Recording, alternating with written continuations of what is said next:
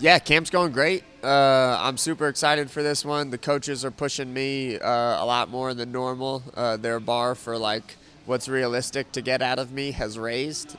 So I'm really excited about that. I'm going to be in amazing shape. I'm going to be fully prepared, and yeah, just pumped for that. I'm a little bit more excited than normal. It doesn't feel too much different as far as a lot of things, but I'm definitely more excited and definitely just pushing harder and having people push me harder. Yeah, I think it's the title fight for sure. The idea of me wearing the belt around my waist is super surreal. Like the idea of me bringing that thing home and, bringing it to the gym and just being able to say that I did that is a giant deal in my life. And so that I'm just like super pumped to do it. I know that everyone says this shit and it sounds really cliche or whatever, but I really feel like I've tapped into something different, and I'm at a different level that I've never experienced myself. I'm more confident. I believe in myself more than I've ever believed in myself. My skills are better than they've ever been. I understand everything a lot better. And yeah, I feel like on fight night, I'm going to be unbeatable. I really feel like I've honed that in. I've forged that. I've hammered that down in this training camp. And it's been with the help of me, but also with the help of a lot of my coaches and stuff. And, man, I really feel like I'm unbeatable. And after I beat Merab, who's kind of known as one of the greatest in the division and all of this stuff, it's going to just shoot my stock way through the roof. And then I got some proven to myself and proven to other people to do with some rematches after that. But I'm stoked about this year and the next year and just my entire career right now. The belief and stuff. So Trevor Whitman has really been helping me. Carrington Banks is my head coach, but him and Trevor work very, very closely.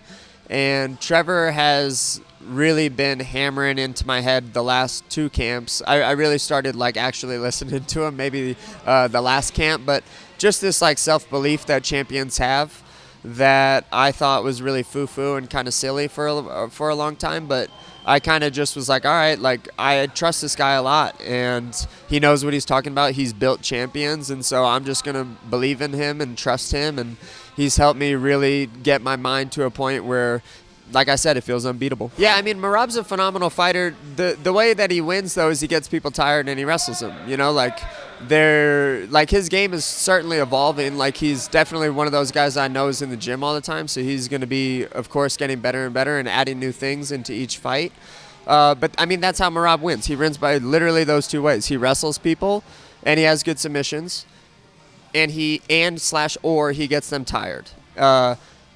If I don't let him do those things to me, they're like Merab's striking with me, and unless his striking has gotten a lot better, like it's going to be a really hard night for him. So that's how the fight is going to go, and I'm not letting Merab win in those two ways. Like, not once in a fight have I felt incredibly fatigued the way that I've seen some of his other opponents be.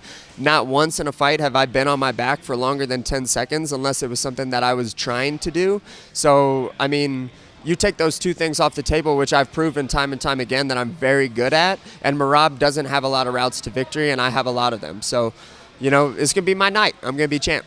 Yeah, I mean, Merab's a vet now. He's good at playing like the world champion part. He kind of got a little bit of a glow up. He got like some new hair. He dresses kind of fancy now, when he's in the fights, he showboats a little bit. He makes it about him, and I think one of Merab's strongest things is that he has just an incredible mentality, and he holds a confidence in him that not a lot of people have, I don't think, and that's what makes Merab really special.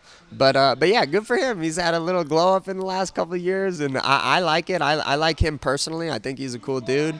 But yeah, I mean, I'm gonna beat him on fight night, and I'm gonna become champ. I'm taking that belt home back to Colorado, and yeah, the best to him afterwards.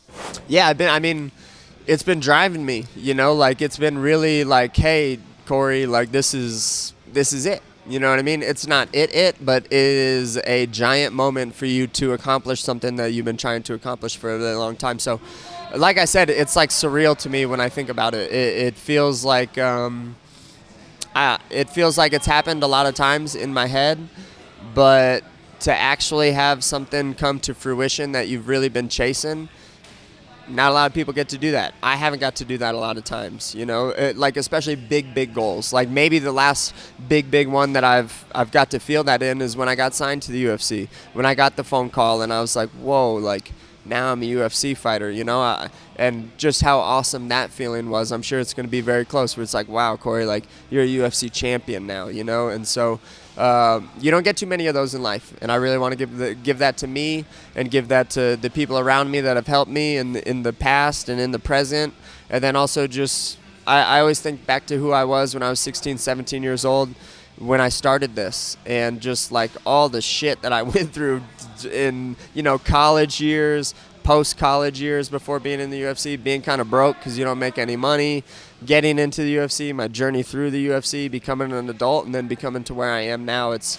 been a really long ass journey, and I think about it all the time.